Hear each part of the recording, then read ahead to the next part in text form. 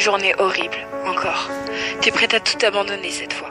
Tu vas dans ta chambre, tu fermes la porte et tu prends ce morceau de papier. Cette lettre de suicide que tu as écrite maintes et maintes fois. Encore et encore. Tu prends cette lame de rasoir et t'ouvres les veines pour la dernière fois. Tu prends cette bouteille de pilules et les avales toutes. Tu t'allonges patiemment, tenant cette lettre sur ta poitrine. Tu fermes les yeux pour la dernière fois. 1 heure plus tard, ton petit frère toque à la porte pour te dire que le dîner est prêt. Tu ne réponds pas, alors il entre. Il voit seulement que tu es allongé sur ton lit. Alors il pense que tu dois dormir. Il redescend et dit ça à ta mère. Elle monte dans ta chambre pour te réveiller mais remarque que quelque chose ne va pas. Elle prend la feuille que tu as dans les mains et la lit. Sanglotant, elle te secoue. Crie ton nom mais tu ne réponds pas. Ton frère, désorienté, court dire à ton père que ta mère n'arrive pas à te réveiller. Ton père monte les escaliers affolé. Voit ta mère en train de pleurer, tenant fermement cette lettre contre sa poitrine, près de ton corps sans vie. Il comprend rapidement et se met à crier, jetant un objet à travers la pièce. Puis il tombe à genoux et se met à pleurer. Le lendemain, à ton lycée, la principale annonce ton suicide à la classe. Cela prend quelques secondes avant que chacun se rende compte. Puis tout le monde devient silencieux. Ils se blâment tous. Les professeurs pensent qu'ils ont été trop durs avec toi. Ces filles populaires repensent à tout ce qu'elles t'ont dit de méchant, bêtement.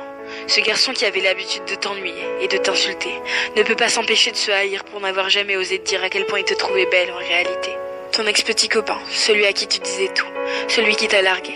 Pourtant, il ne peut pas supporter d'entendre cette nouvelle. Il s'effondre, se met à pleurer puis quitte la classe. Les amis, ils sanglotent aussi, se demandent comment ils ont fait pour ne pas se rendre compte que quelque chose allait mal. Ils auraient aimé pouvoir t'aider avant qu'il ne soit trop tard. Et ta meilleure amie, elle est en état de choc. Elle ne peut pas y croire. Elle savait ce que tu traversais, mais elle ne pensait pas que ça allait aussi mal, au point d'en finir. Elle ne peut pas pleurer. Elle ne veut rien ressentir. Elle se lève et sort de la classe. Dans le couloir, elle s'effondre par terre, tremblante. Se met à crier, mais aucune larme ne sort. Quelques jours plus tard, à ton enterrement, il y a la foule. Beaucoup de gens te connaissaient. C'est cette fille pétillante, celle qui était toujours là pour les autres. L'épaule sur laquelle on pouvait pleurer. Ils parlent tous avec de bons souvenirs qu'ils ont eu avec toi. À tous, on peut voir des larmes couler de leurs yeux. Ton petit frère ne sait toujours pas que tu t'es suicidé. Il est trop jeune. Tes parents lui ont seulement dit que tu étais décédé. Ça le blesse. Ça le blesse énormément. T'étais censée être sa grande sœur. Tu étais supposée être toujours là pour lui. Ta meilleure amie. Elle essaye de rester forte durant toute la cérémonie. Mais au moment où ton cercueil est mis en terre, elle perd tout moyen. Et se met à pleurer comme elle ne l'a jamais pleuré. Et elle continuera, pendant des jours et des jours. 2 ans plus tard, tes amis, pour la plupart tombés dans la dépression, parlent toujours à un conseiller thérapeute 1 fois par semaine. Certains de tes professeurs ont tout simplement quitté leur job.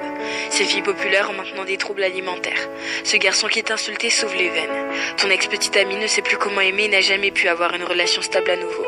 Ta meilleure amie, elle a essayé de se suicider, mais elle n'a pas réussi comme toi. Mais elle a essayé, plusieurs fois. Ton frère, il a finalement découvert la vérité sur ta mort. Il se coupe, s'ouvre les veines, pleure le soir, et fait tout ce que tu as fait pendant des années et qui t'ont conduit au suicide. Tes parents, leur mariage est tombé à l'eau. Ton père est devenu alcoolique pour le distraire du mal que lui a causé ton décès. Ta mère est tombée dans une profonde dépression qui l'a tuée à petit feu. Elle a secoué toute la journée dans son lit.